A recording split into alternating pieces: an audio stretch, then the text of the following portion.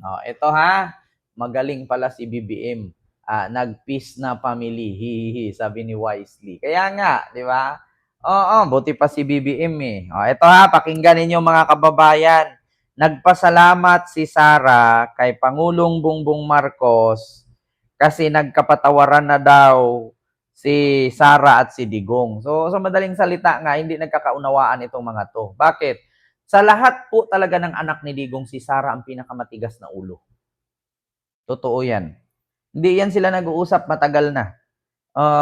At saka, sa totoo lang, sabi nga ni Sian Gasa, mga kababayan, na si Sara ang isa or anak ni Digong ang isa sa nagpatiklo sa kanya ng ICC.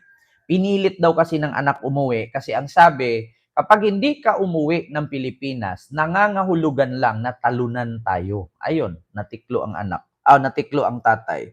O deserve. Di ba? So ito na mga kababayan, pakinggan ninyo ang ating ipaparinig ngayon. Hindi ko na dikit dito ha mga kababayan.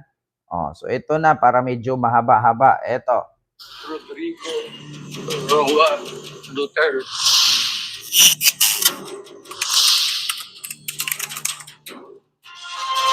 Umaasa si Vice President Sara Duterte na mabubuo na ang defense team ni dating Pangulong Rodrigo Duterte sa International Criminal Court bago siya umuwi ng Pilipinas.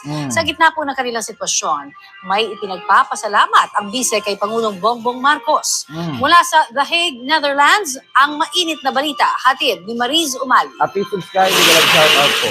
Ma'am Aurora, hello. This really is ironic. But I have to thank Bongbong Marcos because there was forgiveness between me and PRD for all. Diba? Sabi ko nga sa inyo, mga kababayan, nagpasalamat si Sara kay BBM na meron daw kapatawaran between PRRD at sa kanya. Sa totoo lang mga kababayan, noon pa yan hindi magkasundo yung pamilyang yan. Kaya nga sabi ko sa inyo, yan ba ang gusto ninyo maging Pangulo ng Pilipinas kung mismong pamilya nila hindi nagkakasundo? Kunin ninyong presidente, kunin ninyong Pangulo ng ating bansa, yung ehemplo, yung modelo. Kasi sila yung ano, di ba? Sila yung model ng ating bansa. Sila yung panauhin. Sila yung first family. So, dapat tignan natin na katulad kay BBM na 36 years in counting na mag-asawa si First Lady at si BBM. At may mga anak. Mga edukado. Ang mga English speaking pa. Ganun dapat ang anuhin ninyo, mga disente. Tignan nyo, naalala nyo noon, nung panahon ng pangangampanya ni Sara at ni BBM na nabura ang kilay ni Sara. Tumalikod si BBM at sinabi, Day, tignan mo kilay mo nabura. Mga mga tawag doon, disente. Hindi yung putang ina mo, putang ina kayo, putang ina ninyong lahat. Di ba? Ang pangit. Ang pangit gawing Pangulo, modelo, ehemplo ng ating bansa. Ang lumalabas sa bungangang papatayin ko kayo. My God, I hate drugs. Putang ina nito. Putang inang ganyan. Putang inang lahat na yan. Ganon. Diba? Ang pangit pakinggan na may mga ganyang mamuno sa ating bansa na mga bad influence. Ikaw, kung ikaw, magulang ka, turuan mo ng kabutihan ang anak mo, tapos maririnig mo, presidente ng ating bansa, nagmumura.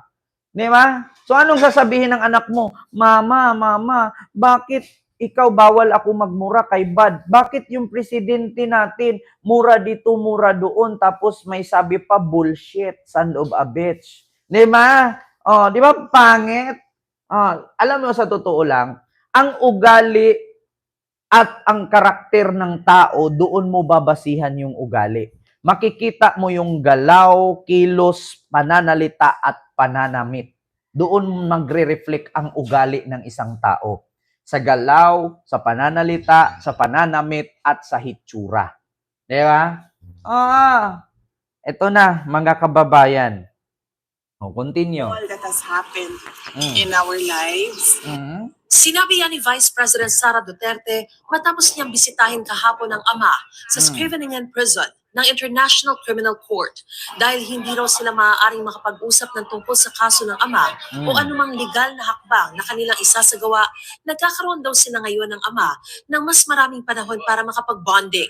We have a relationship now, a father-daughter relationship, since we cannot discuss anything legal anymore. Sad lang that it has to happen inside the ICC, inside the detention.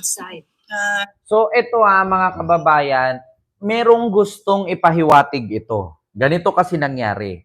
Alam nyo, sa salitang pagpapakatawaran, yung nagpapakatawaran na, yung nagpatawaran na bawat isa, parang meron itong Ma'am Rosana Ragodo, hello po. Meron itong malawak-lawak na palaisipan na bakit nagpapatawaran na sila.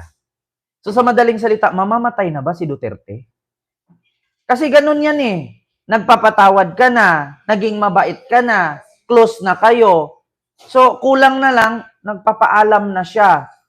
So mamamatay na ba si Digong? Kasi may mga ganyan, di ba? Kung manood kayo ng drama. Una, napakasama, away dito, away doon. Hidwaan dito, hidwaan doon. Tapos bandang huli, nagkapatawaran.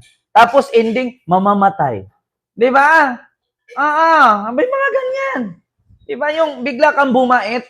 Huwag mong sabihin na sa loob ng dahig may simbahan dyan. May simbahan ba? Paki-comment nga, mga kababayan, sinong nakakaalam. No, na may ads po tayo, huwag po kayo mag-skip. Salamat po. Sa looban ng dahig, may simbahan ba dyan? Sana naman wala silang hidden bad agenda, Ken. Sabi ni Hyacinth, di ba?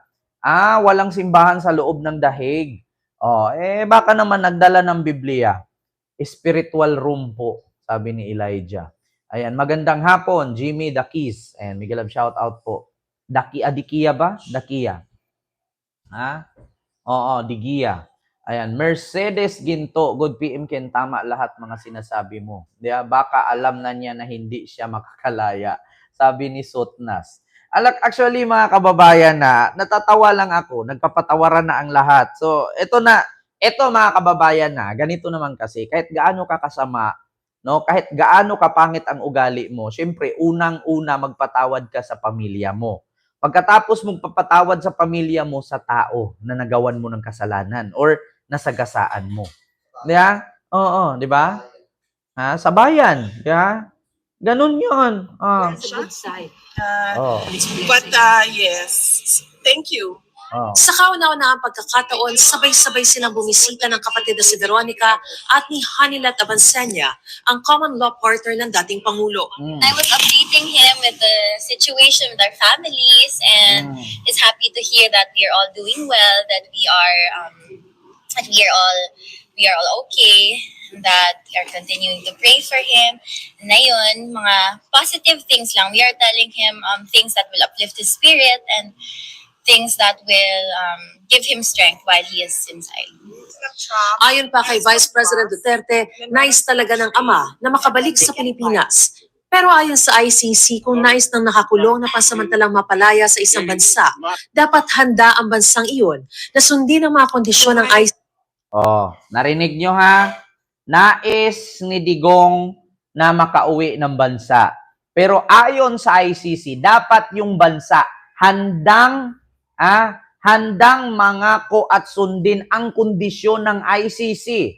Ngayon, kapag papauwiin si Duterte sa Pilipinas at pumayag si Pangulong Bongbong Marcos, pipirma siya. Bago siya pipirma sa isang papel, merong mga kasunduan yan. Una, kapag pumayag ka na si Duterte, palayain pansamantala, pwede niyong arestuhin ulit kapag mag-hearing na. Pangalawa, bawal si Duterte mangharas o manakot sa kanyang mga kalaban or witness sa kanyang mga kaso. Pangatlo, bawal si Duterte gumawa ng kahit anumang krimen. Pang-apat, payag ang gobyerno ng Pilipinas na makipagtulungan ang ICC sa AMLAC na i-freeze ang account at yaman ni Duterte. So papayag ba kaya si Pangulong Bongbong Marcos niyan? Kung ako, gura, gipitin mo na. Sabi ni Sarah, ginipit daw sila. Gura na, gipitin nyo na. Niya? Duterte, nais talaga ng ama na makabalik sa Pilipinas. Mm. Pero ayon sa ICC, kung nais ng nakakulong na pansamantalang mapalaya sa isang bansa, dapat handa ang bansang iyon na sundin ang mga kondisyon ng ICC gaya ng walang risk of flight, Mm. risk of interference ng mga saksi sa ebidensya, at pangatlo, risk of continuing crimes. Wala naman po kami hinihingi sa palace. The administration has to think about what their next steps are. 'Di ba? Wala daw silang inihingi sa palasyo. Wala naman talaga kayong hihingiin sa palasyo.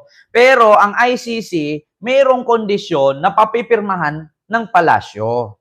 Kaya, kain tayo banana Q.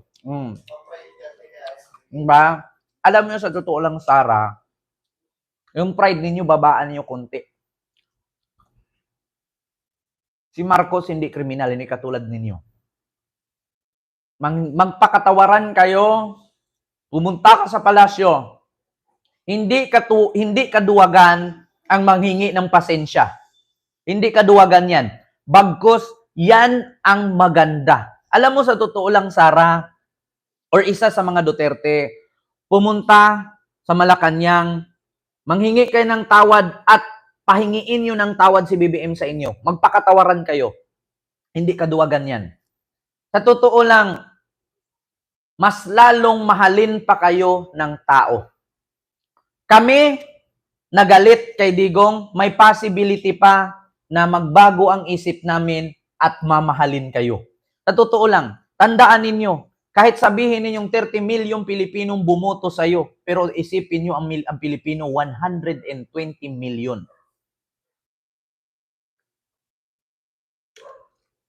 Totoo yan. Magpatawad bawat isa, hingi kayo ng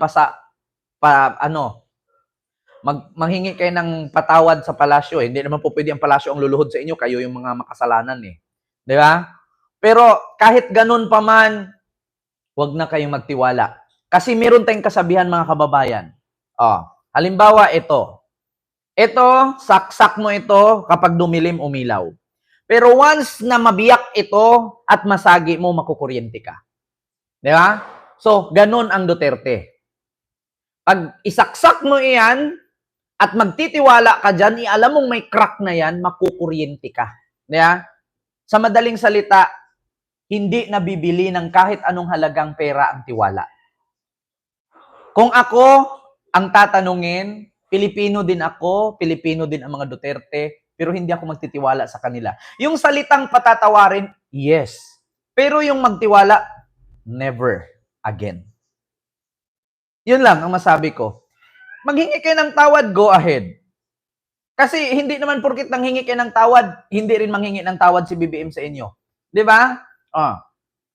Magpakatawaran kayo both side. Pero yung tiwala, mahirap na. Ganun lang naman. Hindi nyo na pwedeng ibabalik yung tiwala. Yung kapatawaran, pwede pa. Yung tiwala, walang ganun. Mars. Walang ganun. Mahirap magtiwala sa mga taong minsan nang gumawa sa iyo ng hindi maganda. Yung pagkatawaran, okay. Walang problema. Magpakatawaran kayo. Hingi ng sorry si BBM sa inyo. Hingi kayo ng sorry kay BBM para matigil ang gulo. Kasi alam nyo kung bakit? Yung awayan ninyo, Duterte at Marcos family, kaming mga Pilipino ang napiktuhan, hindi naman kayo. Kasi kahit magpatayan kayo dyan, mga milyonaryo na kayo. Mga bilyonaryo na kayo. Kaming mga Pilipino, mamamatay kami worker. Kayo mamamatay kayo mga billionaire. Diba? Yung pakatawaran, alam niyo sa totoo lang, magpakatawaran kayo both side para lang sa alang-alang sa taong bayan. Ipairal, wag niyo nang ipairal yung ano ninyo, yung rights, yung pride ninyo. Babaan. Di ba? Tignan niyo yung Marcos at Aquino ngayon. Nagpakatawaran. Di ba? Sa alang-alang sa taong bayan, isahintabi niyo yung gulo ninyong dalawang pamilya, Marcos at Aquino, Marcos at Duterte. Itabi niyo yan.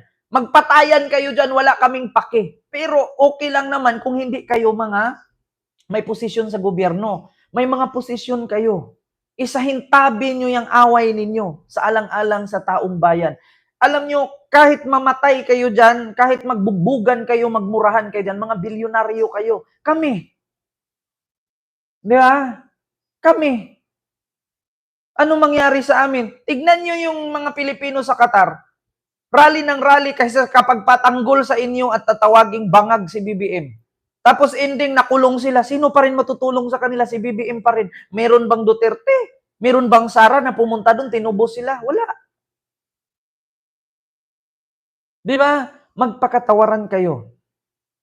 Sa alang-alang sa pamilyang Pilipino. Yung pamilya ninyo, isintabi nyo yung gulo na yan. Wala kaming pakialam. Kasi kahit magpatayan kayo, tignan nyo, kami kumakain banana Q, pero kinakain nyo dyan pork steak. Nga? Kinakain ninyo mga giant crabs. Kami kamuti-kamuti Q lang, banana Q lang. Kasi mahirap kami. Kayo, kakain kaya kayo ng ganito? Hindi. Hindi niyo maranasan yan. Kami ang naghihirap. Kasi tandaan ninyo, kahit anong away ninyo dyan, kahit anong murahan ninyo dyan, kami pa rin ang nagpapasahod sa inyo. Wag na. Kapatawaran pwede. Pero yung tiwala, no way. Yeah? The Philippines. Umaasa naman si Vice President Duterte na mabubuo na ang defense team ng dating Pangulo. May nag-comment,